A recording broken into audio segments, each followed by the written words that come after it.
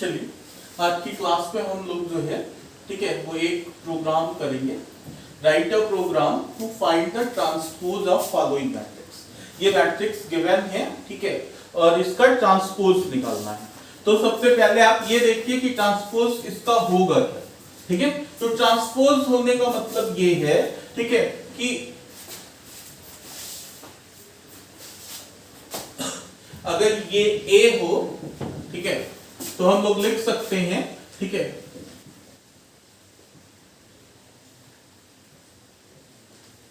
Transpose of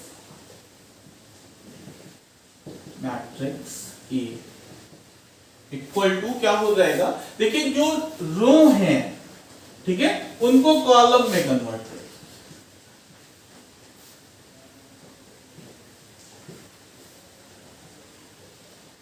ठीक है, पहले रो को पहला कॉलम बना दीजिए, दूसरे रो को दूसरा कॉलम बना दीजिए, तीसरे रो को तीसरा कॉलम बना दीजिए। तो ये इसका क्या हो गया, ट्रांसपोज हो। ठीक है, तो यही करना है।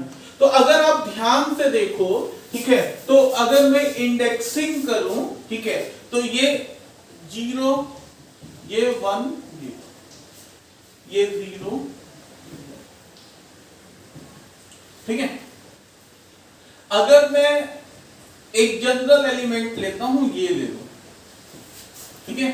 तो आप देखिए इसको मैं क्या लिखता, अगर मैं अपना एरे के टर्म्स में लिखना चाहता तो मैं लिखता कि अगर एरे का नाम A मान लेते हैं तो मैं लिखता कि ये जो एलिमेंट है वो A1 2 ठीक है। अब ये 7 फिर देखो कहां पे आ गया, ये यहां पे आ गया ठीक है। क्या बन गया देखो ये ठीक है। तो अगर मैं दूसरी वाली एरे को जो है वो B नाम देता तो मैं कहता कि ये क्या बन गया ठीक है, ये बन गया, एक बार फिर इंडेक्सिंग कर ही दीजिए 0 1 2 0 1 2 ठीक है। तो इसका रो नंबर जो है वो 2 हो गया ठीक है और कॉलम कितना हो गया 1। अच्छा, जब मैं रो नंबर कॉलम नंबर बोल रहा हूं मतलब रो इंडेक्स और कॉलम इंडेक्स ठीक है, एरे की भाषा में बात करता है। तो अगर यहां से देखा जाए ठीक है तो हमें क्या लॉजिक समझ में आती है ठीक है। हमें क्या करना है, हमें जो B I J होगा वो A J I के इक्वल ठीक है, यही करना है। आप देखिए कुछ हुआ नहीं ठीक है, इनके जो सब्सक्रिप्ट्स थे वही इंटरचेंज हो गए। तो मैंने जनरल कॉन्सेप्ट निकाला कि BIJ जो होगा वो AJI के इक्वल ठीक है, ये मैंने एक कॉन्सेप्ट निकाल दिया। अब आप चेक कर लीजिए और किसी को लेके, इसके लिए आप क्या लिखते, आप लिखते ये कैपिटल A 0 2 है ठीक है। तो यही 5 कहां पे आया है, यहां पे आया, क्या बन गया B 2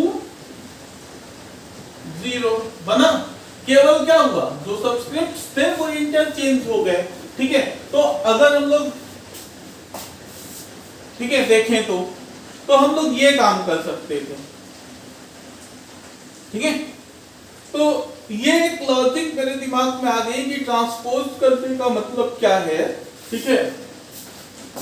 वो मतलब सिर्फ इतना है कि जो BIJ होगा वो इक्वल हो जाएगा AIJ के ठीक है।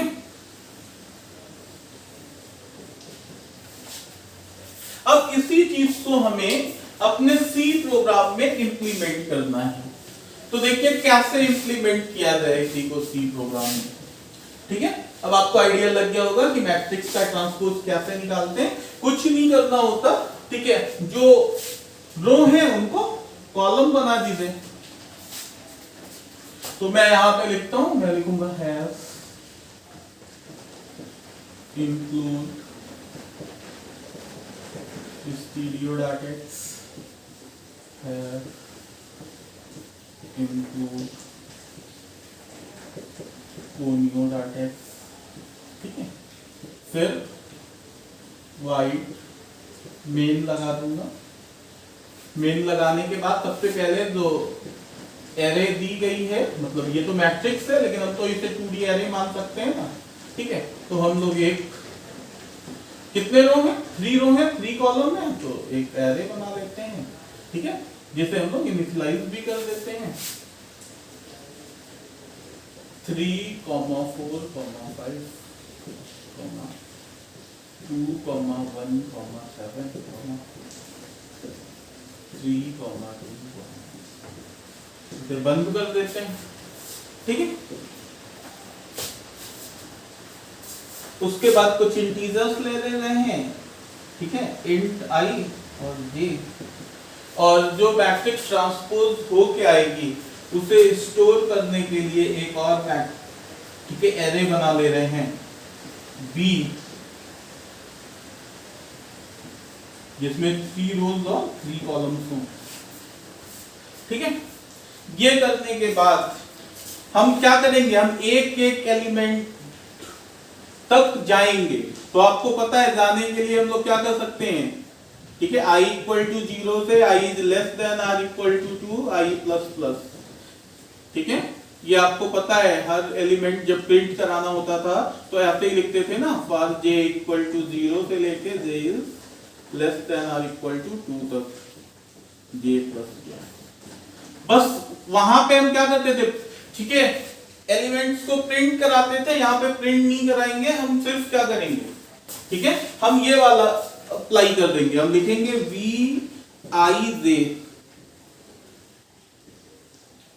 जो है वो इक्वल होगा किसके, aj i के। जो कॉन्सेप्ट हम लोग निकाले थे वो यहां पे लिख देंगे, ठीक है। इसको यहां से बंद कर दिए, ये वाला फॉर लूप यहां पे बंद कर दिया,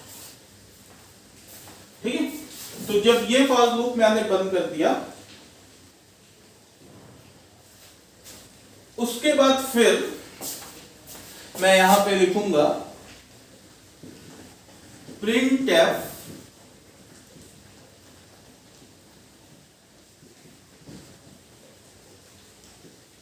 ट्रांसपोज ऑफ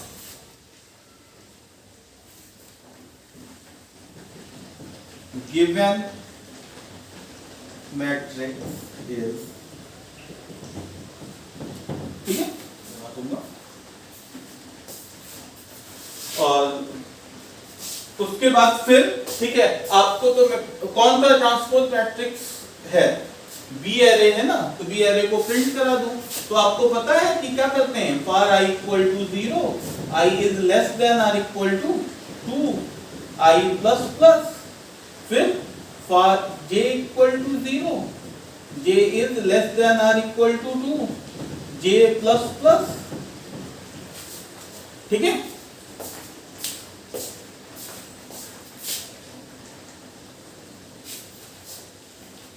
और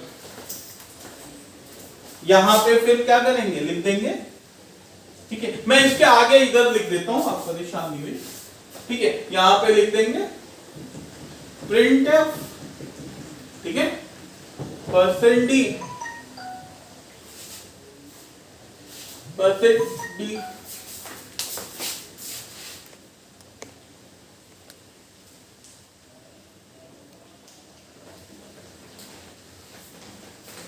उसके बाद फिर थोड़ा सा स्पेस लगा देंगे, ठीक है, फिर कॉमा और, ठीक है, b ऑफ i दे, ये कर देंगे। और उसके बाद फिर इस printf के बाद जो फॉर लूप था, ठीक है, ओपन हुआ था वो बंद हो जाएगा। यहाँ पे भी जो है हम चाहे ओपन कर दे, नहीं भी करेंगे तो कोई दिक्कत नहीं, क्योंकि एक ही स्टेटमेंट था, ठीक है, इसे बंद कर देंगे। यहाँ पे गेट cs लगाएंगे, ठीक है, जो मेरा मेन है उसे बंद कर देंगे। तो इस तरीके से हम लोग जो है वो ये प्रोग्राम लिख सकते थे।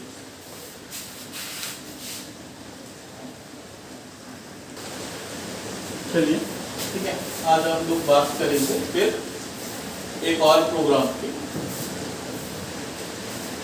ये है write a program to add two matrices जो 3 by 3 की हो, मतलब जिनके पास 3 रोज हो और 3 कॉलम्स हो। तो मान लीजिए जो मेरी पहली मैट्रिक्स है, ठीक है, वो ये,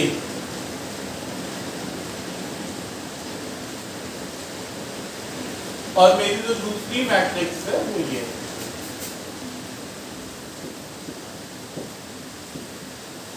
ठीक है, अब इन दोनों मैट्रिसेस को अगर मैं ऐड करना चाह रहा हूं और सी बनाना चाह रहा हूं, तो सी आई जे जो होगा, ठीक है, वो इक्वल होगा ए आई जे प्लस बी आई। ठीक है, मतलब सीधे सीधे, ठीक है, इसका ये और इसका ये ऐड कर लेते, 3 + 2 5, इसका ये और इसका ये कितना 5। ठीक है, इसका ये और इसका ये 5 + 1 कितना, इसका ये कितना 8, कितना 4, कितना, ठीक है, 3। आपको समझ में आ रहा होगा, ठीक है, कि हमको कुछ नहीं करना, ठीक है, ith रो और j कॉलम में, ठीक है, जो एलिमेंट्स है उन्हीं को क्या कर लें, ऐड कर लें और उसी प्लेस पे ले जाके रख।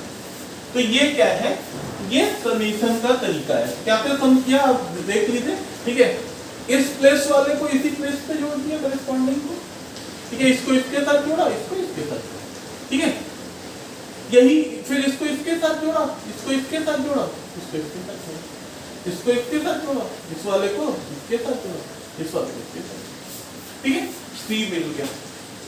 अब देखिए प्रोग्राम में क्या किया गया है, प्रोग्राम मैंने लिख दिया है, ठीक है, और आपको ये आसानी से समझ में आ जाएगा। मैंने कुछ किया नहीं, जो पुरानी चीजें थी उन्हीं का कॉम्बिनेशन किया है। सबसे पहले देखिए, ये मैंने एक 3 रो और 3 कॉलम की जो एरे है, ठीक है, उसको यूजर से लिया है। यहाँ पे मैंने दूसरे एरे जो है उसको यूजर से लिया है, और फिर मैंने क्या किया, मैंने रिजल्ट प्रिंट किया। मैंने सीधे सीधे क्या किया, ठीक है, कि जो दोनों एरे मिले थे उनके एलिमेंट्स को ऐड किया, ठीक है, जैसे, ठीक है, इसको इसके साथ, इसको इसके साथ, ये मैंने रूल आपको बता दिया, ये ऐसे ऐड करना है। मैंने ऐड किया और वो वैल्यू यहाँ पे दे दी, ठीक है, और ये जो चीज़ है इसी को मैंने क्या किया, प्रिंट करा दिया। ठीक है, मतलब जो सी एरे मुझे मिल के आई, उसी एरे को मैंने क्या किया, प्रिंट कैसे। अगर आप ध्यान से देखिए तो कई सारी छोटी छोटी बातें जो आपको बताई गई थी, ठीक है, उसी के कॉम्बिनेशन से ये मैंने किया है। मैंने क्या किया है, ठीक है, एक बार रिपीट कर देता हूँ। पहले तो वेरिएबल्स डिक्लेयर किए, उसके बाद फिर इन दोनों एरे की वैल्यू, ठीक है, मतलब एरे की वैल्यू मतलब एरे के एलिमेंट्स की वैल्यू मैंने यूजर से ली, फर्स्ट मैट्रिक्स और सेकेंड मैट्रिक्स। उसके बाद फिर मैंने क्या किया, मैंने रिजल्ट प्रिंट कराया, और प्रिंट कराने से पहले रिजल्ट कैलकुलेट किया, और कैलकुलेट करने के लिए मैंने कहा, ठीक है, कि करेस्पॉन्डिंग प्लेसेस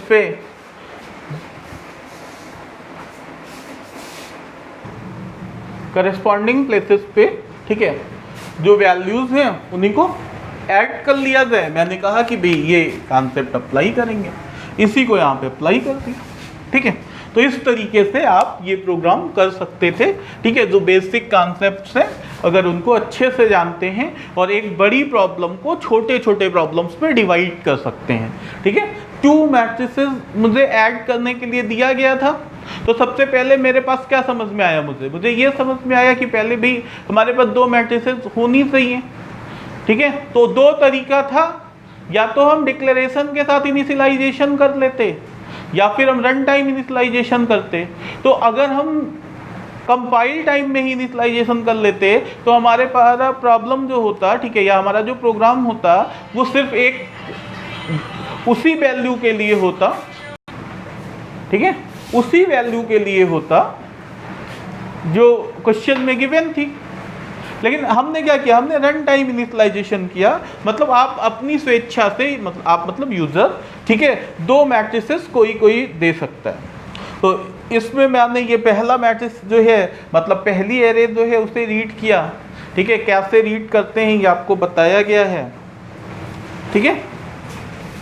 उसके बाद फिर मैंने क्या किया, ये दूसरा जो है उसे रीड किया, मतलब मैंने 2 पार्ट्स में डिवाइड कर लिया कि पहले पहली एरे को रीड करेंगे, फिर दूसरी एरे को रीड करेंगे, और तीसरा पार्ट क्या था कि उनके एलिमेंट्स को ऐड करके प्रिंट कराते जाएंगे। तो इस तरीके से हम प्रिंट कराते चले गए, ठीक है, और ये पूरा जो हमारा प्रोग्राम था ये बन गया, ठीक है। इसे एग्जीक्यूट कैसे हो रहा है इसे आप खुद से करके देखिएगा, ठीक है, ये आपके लिए मैं छोड़ रहा हूँ।